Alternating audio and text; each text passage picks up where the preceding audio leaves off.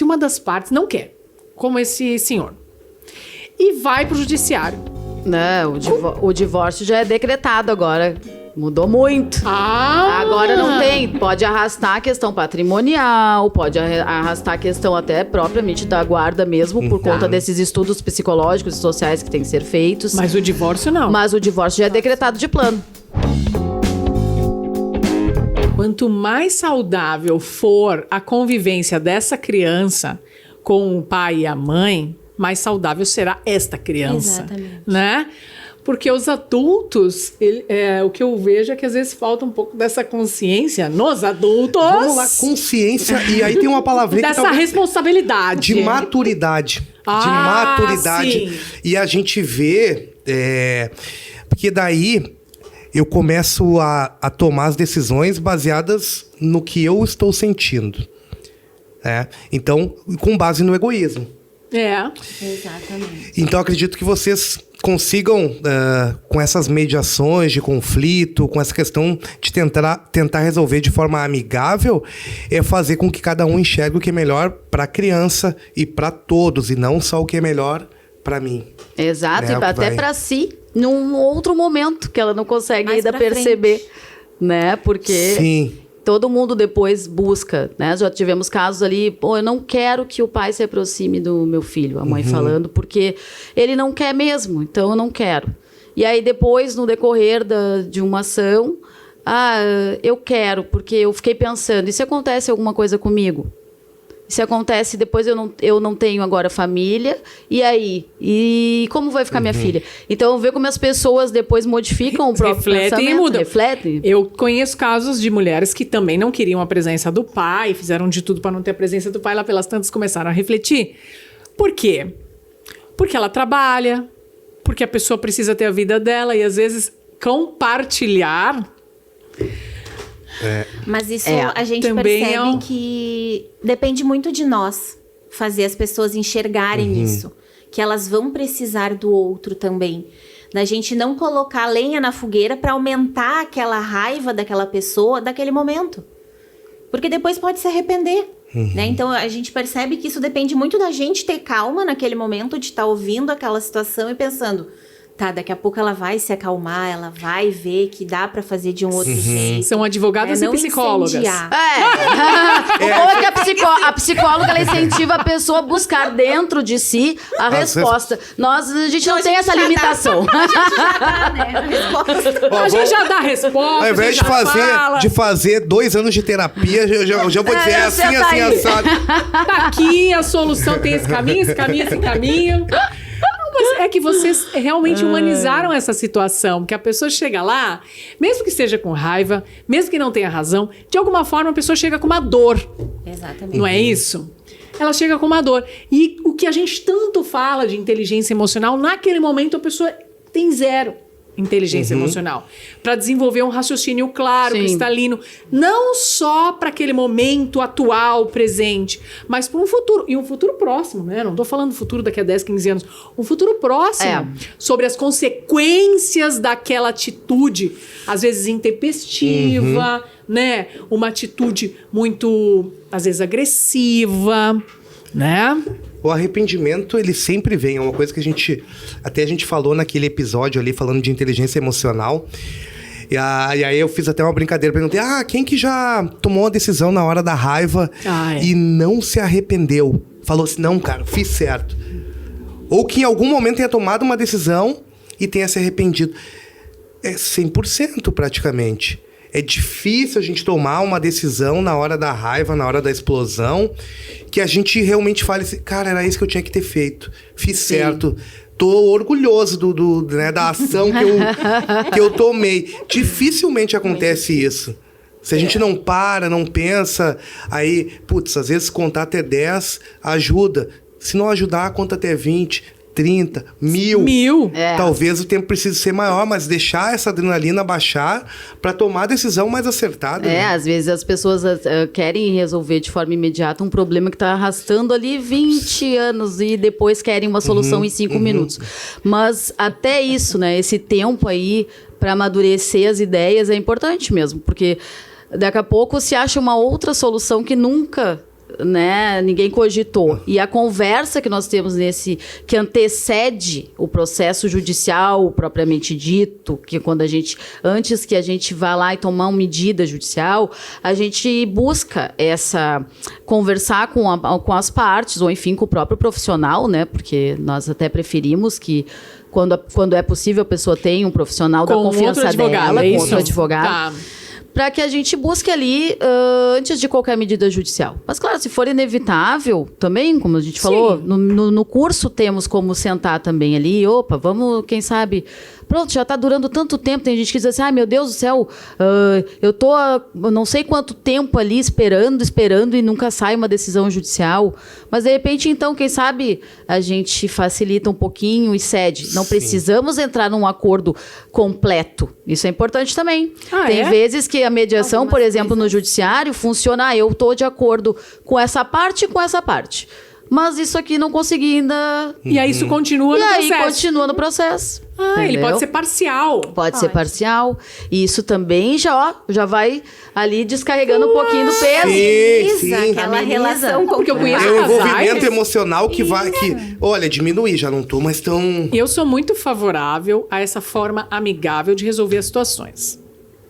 As minhas clientes são orientadas para que procurem profissionais como vocês, para que elas possam resolver da melhor forma possível. Porque eu acho que o desgaste emocional é o menor possível. Porque quando entra um embate jurídico, eu tenho casos de mais de 10 anos que estão ali se arrastando, além da questão jurídica em si, ou a questão dos bens, ou sei lá o que pode envolver uma parte financeira, tem um peso emocional nisso. Tem toda a mágoa junto, né? Por isso, todo esse tempo.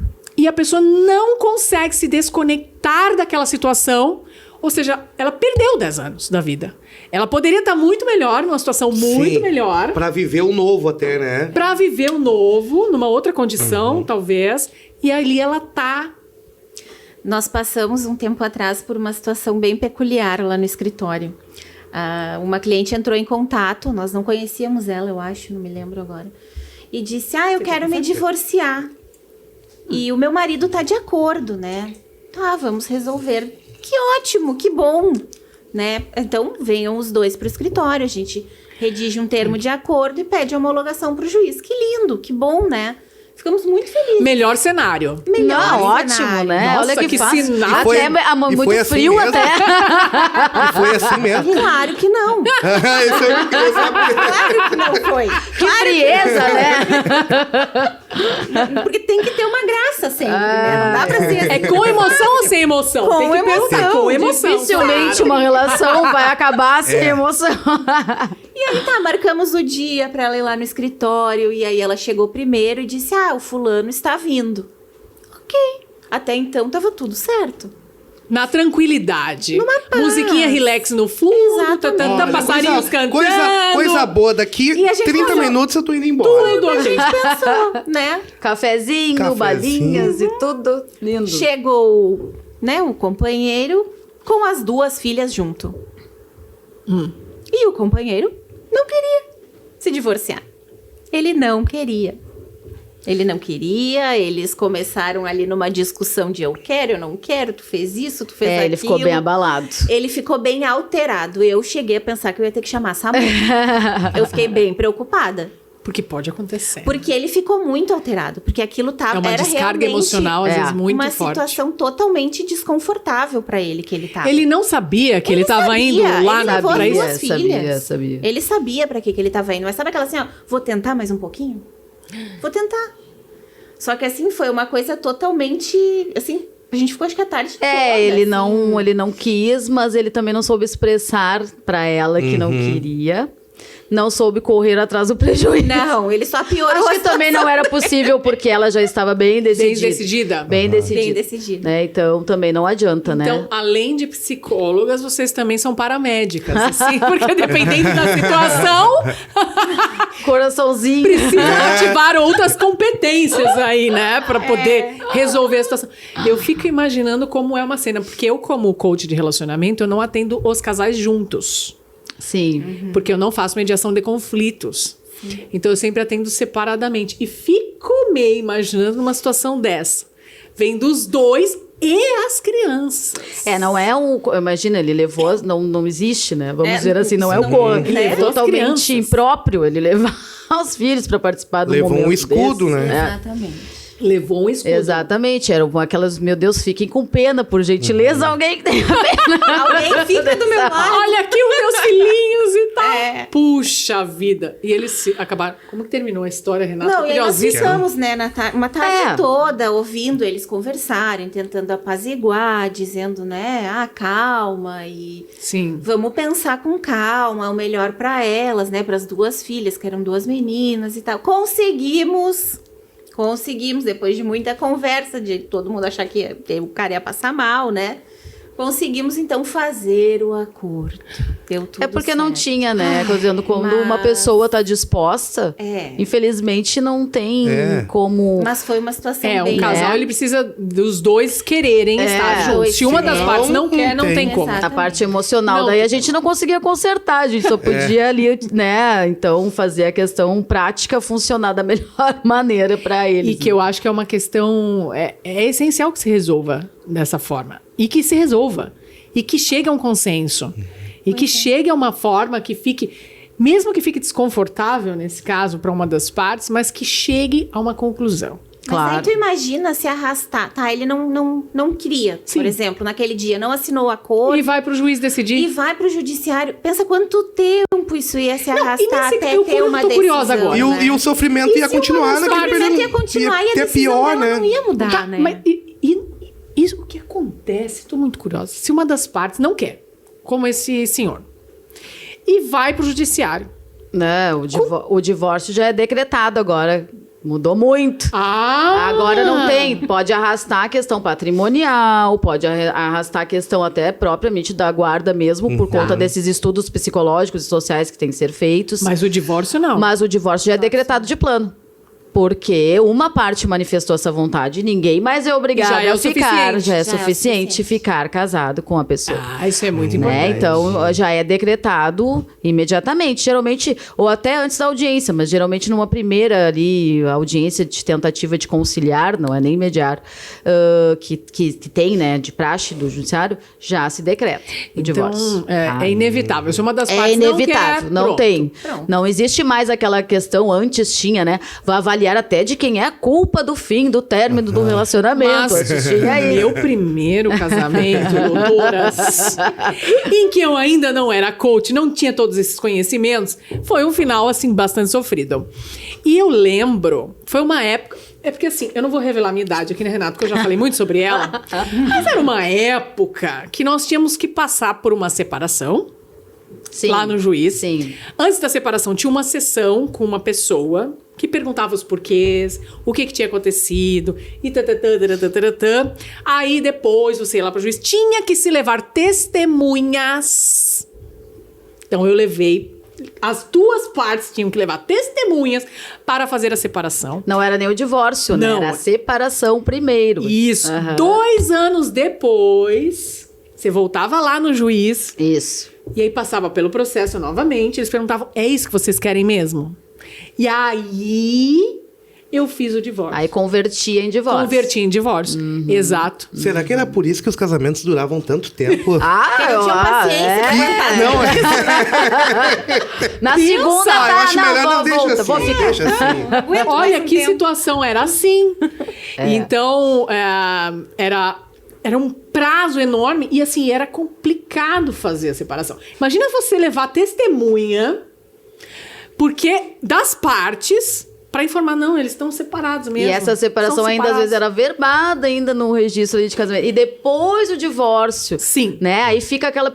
Ainda a gente vê muita gente que não fez essa conversão e ficou separada. Né, ali. Aí eu fiz. Né? Então não teve, porque, enfim, imagina, passou 2 anos, a pessoa tem que se envolver com isso de novo. Sim. Eu fiz 2 anos cravado, marquei lá na agenda, 2 anos cravado, fui lá e fiz todo o processo novamente, para averbar em divórcio. Porque isso parece que não envolve nada, mas envolve muitas coisas. Porque depois eu tive situações, por exemplo, na compra de imóveis. Claro. É muito complexo. Com certeza. É bastante complexo isso que está averbado na sua declaração lá. Entendeu? Então é uma situação que eu imagino que legalmente precisa ficar definitivamente resolvida. Colocar no papel para sua vida seguir adiante. Porque senão lá na frente tu pode incorrer a vários problemas, a vários impedimentos. Surpresas, às vezes. Né? Muitas surpresinhas, né? Ainda assim, aqui mesmo com essa questão mais fácil de já decretar divórcio, ainda acontece, né? Algumas questões que, inclusive, infelizmente, ainda a maioria é mulher ainda que é prejudicada. A gente não pode deixar de falar, né? A gente não gosta muito dessa questão de dizer, não, porque nós presenciamos e sabemos que existem muitos pais maravilhosos que inclusive têm guarda de filhos unilateral porque a mãe negligenciou. Sim. A gente já tem experiência nisso, então infelizmente também acontece as mulheres, mas ainda assim tem essa questão de gênero ainda muito forte. Então, muito a gente vê em questões de divórcio, principalmente a mulher descobriu uma dívida, por exemplo. Ai, meu Deus, eu tinha ali uma empresa que era minha e eu nem sabia, porque o seu marido atuava com uma empresa que não era sua, né? Ou várias. O nome da mulher, ou várias. Então, ainda assim, a gente vê algumas surpresas, né? Pessoas lá na frente. Nossa, eu nem tinha ideia. Né? E aí tu vê, nossa, mas ela é uma mulher tão moderna. Nossa, mas como assim? Jovem. E em 2023, como é que a pessoa não vai saber o que o seu marido fazia? Mas, infelizmente... Porque ele colocou o nome dela representando algum negócio. Ali teve uma questão, olha, uma ação trabalhista, que era uma empresa que eu nem sabia que eu tinha. Existia. Né? Ou então, eu assinei, mas parece novela, mas eu assinei um papel. Não, empréstimo bancário, e acontece. Uma dívida com uma empresa. Acontece. E dívida trabalhista, ela não morre, né? E daqui a pouco a pessoa vai tentar e nem sabe, né? E aí vai adquirir alguma coisa, vida nova, meu Deus, que sossego. E aí tem vem aquela surpresa. Que é uma surpresona.